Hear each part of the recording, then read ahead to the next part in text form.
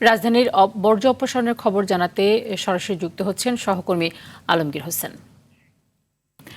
আলমগীর, রাজধানীর রাস্তাগুলোতে কোরবানির বর্জ্য ঠিকমতো অপসারণ করা হয়েছে কিনা এবং সিটি কর্পোরেশনের পদক্ষেপ কেমন দেখছেন?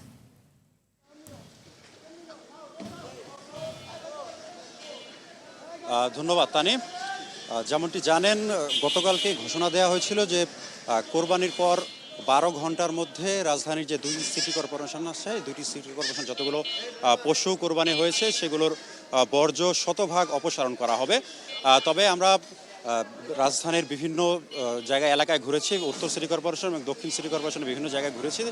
সেখানে যেটি বিভিন্ন প্রধান সড়ক সহ রাস্তা অলিগলির যে রাস্তাগুলো রয়েছে সেগুলো যাতে আমরা ময়লা পড়ে থাকতে দেখেছি। আমি এই মুহূর্তে অবস্থান করছি রাজধানীর খিলগাঁওয়ে। আমি যদি একটু দেখানোর চেষ্টা করি, আপনি যেমনটি দেখতে পাচ্ছেন আমার ঠিক পেছনেই এই এলাকার যে প্রধান সড়কটি রয়েছে সেই প্রধান সড়কটিতে ময়লার স্তূপ করে রাখা হয়েছে এবং যে কারণে মানুষের চলাচল থেকে শুরু করে গাড়ি চলাচলের সমস্যা তৈরি হয়েছে।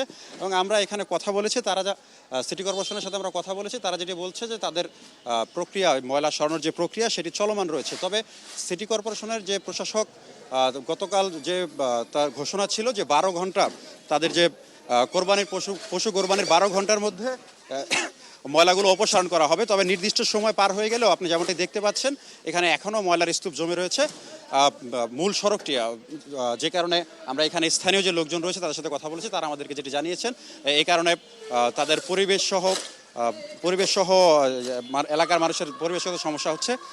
আরেকটি বিষয় আমি আপনাকে জানিয়ে রাখি, আপনি যেমনটি জানেন প্রধানমন্ত্রী তারেক রহমান ময়লার স্তূপের যে কার্যক্রম কতটুকু চলমান রয়েছে সেটি দেখার জন্য তিনি বিভিন্ন জায়গায় বিভিন্ন স্পট ঘুরে ঘুরে দেখছেন।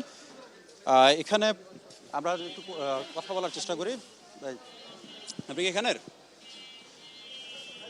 আচ্ছা, ঠিক আছে।